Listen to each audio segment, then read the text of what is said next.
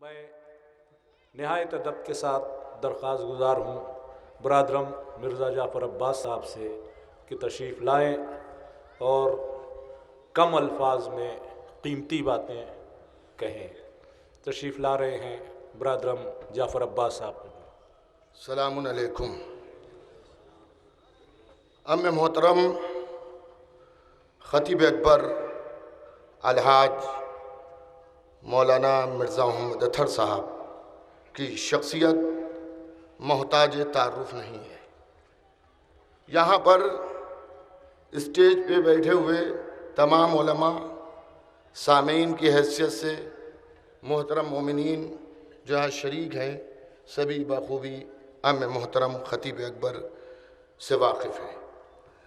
ابھی آپ نے ام محترم خطیب اکبر مولانا مرزا محمد اطہر صاحب تابع سرا کی خطابت کے اوپر بہت سی تقریریں سنی اور آپ حضرات نے خود ان کی تقریروں کو برابر سنا ہوگا اور بہت سے ان کے نکات آپ کے ذہن میں بالکل ایسے ہی محفوظ ہوں گے جیسے ابھی آپ نے سنے۔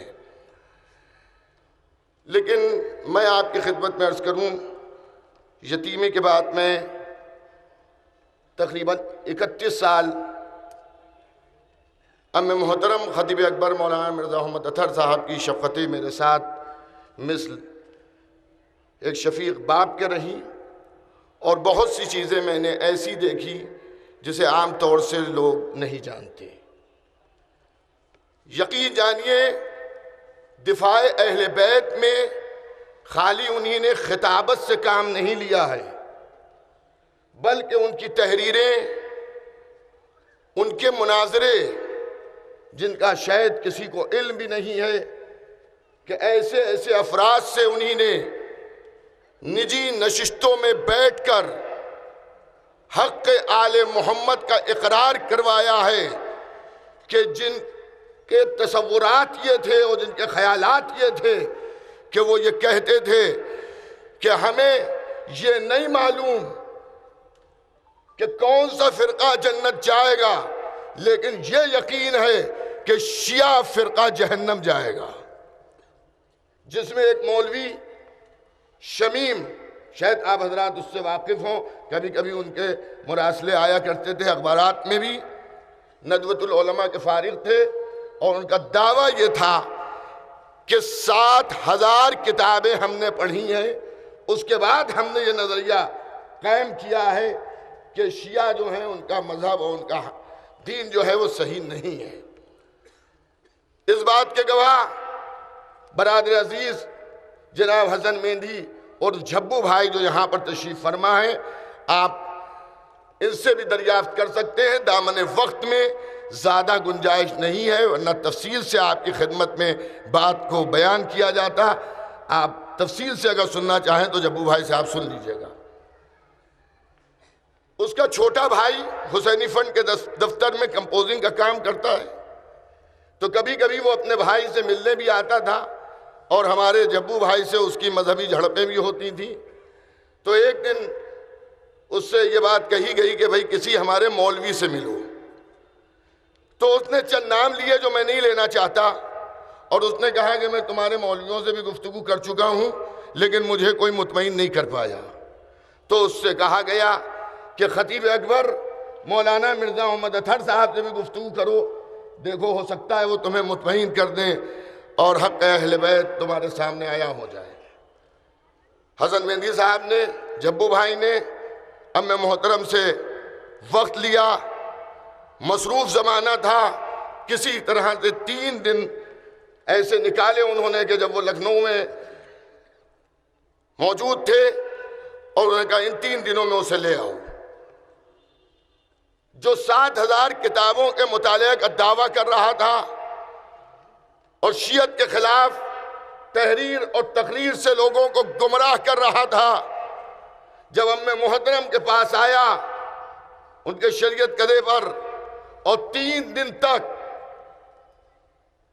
اس سے مناظرہ ہوا، بحث ہوئی، گفتگو ہوئی، اور وہ کبھی اٹھ کے جاتا تھا اور جا کے اپنی کچھ کتابیں لے کے آتا تھا، اور لانے کے بعد پھر وہ کچھ اپنے استدلال پیش کرتا تھا، آخر میں تیسرے دن ہوا یہ کہ اس نے ام محترم سے یہ کہا کہ مجھے ایک سادہ کاغذ اور قلم لا کے دے دیجئے۔ اس وقت شاید ام محترم نے سوچا بھی نہ ہو کس لیے منگا رہا ہے، لیکن وہ سیوان کا رہنے والا مولوی شمیم جو ندوۃ العلماء کا فارغ تھا، اپنے کو حافظ قرآن بھی کہتا تھا، 7,000 کتابوں کو پڑھنے کا اس کا دعویٰ تھا، اس نے اپنا نام لکھا، اپنے باپ کا نام لکھا اور اس کے ساتھ ساتھ اپنا پتہ لکھا، اور اس کے بعد اس نے لکھا کہ ہم نے جتنی کتابیں پڑھیں وہ سب غلط پڑھیں، انہیں ہم جلا دیں گے، مذہب حق اگر ہے تو وہ شیعہ مذہب حق ہے۔ عزیزان گرامی، اسی کے ساتھ ساتھ اس نے یہ بھی لکھا کہ آج سے میں لکھنؤ چھوڑ دوں گا، اور جیسا اس نے کہا تھا ویسے ہی اس نے کیا، اور اس نے لکھنؤ کو چھوڑ دیا اور اپنے مولویت کے پیشے کو بھی اس نے چھوڑا۔ اب وہ غالباً پریس وغیرہ کھولے ہوئے ہیں۔ تو اس طرح کی سینکڑوں خدمات خطیب اکبر مولانا مرزا محمد اطہر صاحب کی ہیں کہ انہوں نے دفاع اہل بیت کیا۔ نجی گفتگو میں جب بھی کبھی ان کی تعریف کی گئی تو انہوں نے ایک ہی بات کہی کہ بیٹا ہماری تعریف کیا، یہ در آل محمد کا صدقہ ہے، جو کچھ ہے وہ آل محمد کے در سے ملا ہے۔ اور یہ بھی انہوں نے ایک بار فرمایا کہ بیٹا کبھی کبھی کچھ لوگ غلط فہمی کا شکار ہو جاتے ہیں، جب ممبر اہل بیت سے انہیں عزت ملتی ہے تو وہ یہ سمجھتے ہیں کہ یہ میری نجی عزت ہے، یہ میری ذاتی عزت ہے، لیکن یاد رکھو ممبر پر جا کر جو عزت ملتی ہے وہ تمہاری اپنی عزت نہیں ہے، وہ در اہل بیت سے ملی ہوئی تمہیں عزت ہے۔ ہمیشہ اہل بیت کے وفادار رہنا۔ میں نے ایک موقع پر ابھی انتقال سے 2-4 مہینے قبل ان سے پوچھا، چچا آپ نے ماشاءاللہ سے اتنی عمر خطابت کی، ذاکری کی، اور اس دور میں جس طرح کی خطابت چل رہی ہے تو اس سلسلے میں کچھ فرمائیے کہ آنے والے زمانے میں کس طرح کی خطابت مفید ہوگی۔ بڑا بلیغ جملہ ارشاد فرمایا، فرماتے ہیں بیٹا فضائل اہل بیت میں دوام ہے، ذکر اہل بیت، ولایت اہل بیت، حق اہل بیت کو بیان کرتے رہنا، یہی وہ ایک ایسی شے ہے جو چھوٹی آبادی میں پسند کی جاتی ہے، بڑی آبادیوں میں پسند کی جاتی ہے۔ ان کے انتقال کے بعد ساری دنیا میں جو مومنین میں ایک غم ہے اور ایک سوگ ہے، وہ اس بات کا اعلان کر رہا ہے کہ تقریباً 60-65 سال جو انہوں نے خدمت اہل بیت کی ہے اس میں تسنن نہیں تھا، اس میں محبت تھی اہل بیت کی، ولایت تھی اہل بیت کی۔ اتنے بڑے خطیب ہونے کے باوجود بھی ایک چھوٹا سا طالب علم بھی اگر ان کے گھر جاتا تھا تو اس کی عزت کرتے تھے، اکرام کرتے تھے۔ یہاں پر موجود جو طالب علم ہیں وہ اس بات کی گواہی دیں گے۔ اور یاد رکھیے قرآن کا حفظ کا عالم یہ تھا کہ کبھی کبھی چھوٹے چھوٹے مسائل پر نجی گفتگوؤں میں جب وہ آیات قرآنی کی تلاوت کرتے تھے تو محسوس یہ ہوتا تھا کہ کوئی حافظ قرآن کی تلاوت کر رہا ہے، ایک ایک لفظ کوئی تشریح مجھے اچھی طرح سے یاد ہے۔ حوض علمیہ جامع تبلیغ میں استاد محترم مولانا غلام مرتضیٰ صاحب بھی زندہ تھے، سیریا سے ایک ڈیلیگیشن آیا تھا، حجت الاسلام مولانا ادیب الہندی صاحب مرحوم اس ڈیلیگیشن کو لے کے آئے تھے، اور کوئی عربی لفظ تھا جس کے اوپر بحث ہو رہی تھی، تو مولانا ادیب الہندی صاحب نے مولانا غلام مرتضیٰ صاحب کی طرف اشارہ کیا۔ ام محترم خطیب اکبر مولانا مرزا محمد اطہر صاحب بھی وہاں پر موجود تھے۔ میں آپ کو یقین دلاتا ہوں اس طرح سے آیات قرآنی اور احادیث معصومین اور عرب کے مشہور شعراء کے کلام کو بیان کر کے اس لفظ کی وضاحت ایسی کی کہ کہنے والا یہ کہتا ہوا اٹھا کہ عربی زبان ہونے کے باوجود بھی ہمیں اتنی مہارت نہیں ہے۔ آیات، بس آخری بات، آیات قرآنی پر عبور ایسا تھا کہ میں ان کے ساتھ تھا، مولانا ام محترم ڈاکٹر قلب صادق صاحب، میں مولانا علی رضوان صاحب اور ام محترم خطیب اکبر موے کی سالانہ مجالس میں ہم سب گئے تھے۔ محترم خطیب اکبر نے بڑی بہترین تقریر کی. ہزاروں کا پورا گجرات الٹا تھا, پورا گجرات جمع تھا. چائے کے اوپر تقریباً 25-50 افراد بیٹھے ہوئے تھے کہ ایک نیم ملا بھی وہاں پہ تھا. اس نے اس تقریر میں چچا نے تقریباً 25 آیتیں حق اہل بیت میں بیان کی تھی. تو اس نے کہا کہ آپ نے فلاں آیت غلط پڑھی ہے.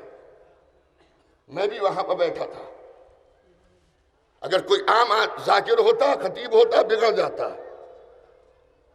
مجھے کہا میرا حافظہ جو کام کر رہا ہے, میں نے یہ آیت پڑھی ہے, یہ سورہ ہے, یہ آیت نمبر ہے. آیت میں نے بالکل مجھے جیسا یاد ہے کہ صحیح ہے, ویسے میں بھی انسان ہوں, غلطی کا امکان ہے. انہوں نے نہیں صاحب آپ نے غلط پڑھی ہے. دیکھیے آل محمد کس طرح سے اپنے سپاہی کو بچاتے ہیں کہ اتنی دیر میں بات ختم ہو گئی, لیکن مجمع میں ذرا سا اس کا اثر پڑا کہ آپ نے غلط آیت پڑھ دی. اتنی دیر میں اللہ نے انتظام یہ کیا کہ اسی نیم ملا نے اپنی جیب سے قرآن نکالا. جب قرآن نکالا تو ہم نے محترم نے فرمایا ہاں فلاں سورہ نکالیے, فلاں آیت ہے. میں بھی پہلو میں اس کے بیٹھا تھا. اب جو آیت پڑھی تو میں نے بھی جھانک کے دیکھا تو میں نے آیت کو جو چچا نے پڑھی ہے وہی قرآن میں لکھی ہے. کہا مجھے اشتباہ ہوا, بڑی دھیمی مری ہوئی آواز سے کہا مجھے اشتباہ ہوا, مجھ سے غلطی ہوئی. میں نے کہا مری ہوئی آواز سے جو کہہ رہے ہو, جس آواز میں اعتراض کیا تھا اس آواز سے بولو. تو نے کہا سرکار مجھ سے غلطی ہوئی, اب آپ بتائیے ایسے موقع میں ہوتا کیا. چچا کے چہرے پر کوئی بھی غصے کا آثار نظر نہیں آئے, مسکرائے. یہ تک نہ کہا کہ اعتراض کرنے سے پہلے دیکھ لیا کیجیے. کیا ہو جاتا ہے کبھی کبھی ذہن میں غلط چیز جو ہے وہ صحیح بیٹھ جاتی ہے, بجائے اس کے کہ اس پر بگڑتے جو لوگ اس پر غصہ ہو رہے تھے اس کے غصے کو ہلکا کرنے کے لیے فرمایا کہ ہو جاتا ہے کبھی کبھی. اس طرح کی زندگی انہوں نے بسر کی. عالم یہ تھا کہ جب جامعۃ التبلیغ میں اساتذہ کی کمی تھی, والد مرحوم مولانا مرزا محمد عالم صاحب اسرا کے انتقال کے بعد اساتذہ نہیں تھے. فقہی اور ادبی کتابوں کے لیے ام محترم نے خود فرمایا کہ گھبراؤ نہیں, اگر اساتذہ نہیں ہے تو جب میں خالی ہوں گا میں آ کے پڑھاؤں گا. اور ایسے موقع بھی آئے یہاں پر جامعۃ تبلیغ کے جو مدرسین اور جو سینئر طالب علم موجود ہیں, شاید انہیں یہ بات یاد بھی ہو, آ کے عربی ادب فقہی کتابیں اس طرح سے طالب علموں کی پڑھائیں کہ جب مدرس کا تقرر ہوا تو طالب علم یہ کہتے رہے کہ آپ کہیے چچا سے وہ وقت دے دیں, ہم ان کے گھر پر تھوڑا سا جا کے پڑھ لیں گے. تو یہ تھے خطیب اکبر. ہم ان کے انتقال پر خالی خراج عقیدتی پیش کر سکتے ہیں, لیکن یقین جانیے ابھی تو آپ کو ان کی کمی نہیں محسوس ہو رہی ہے. جتنے دن گزرتے جائیں گے اتنی کمی محسوس ہوتی جائے گی. اللہ سے ہم دعا گو ہیں کہ پروردگار عالم ان کے فرزند اکبر مولانا اعجاز عباس صاحب, مولانا یاسر عباس صاحب تو اسی طرح سے خدمت اہل بیت کا موقع دے کہ جس طرح سے ام محترم خطیب اکبر مولانا مرزا محمد اطہر صاحب کو خدمت اہل بیت کا موقع ملا تھا. اس لیے کہ یہ خدمت ہر ایک کو نہیں ملتی, اسی کو ملتی ہے کہ جس سے اہل بیت کا ایسا لگاؤ ہو کہ وہ ادھر نہ کہے ہم آپ کے ہیں, وہ ادھر یہ کہیں کہ یہ میرا ہے. وہ انہی جملوں کے ساتھ میں اپنی تقریر کو تمام کروں.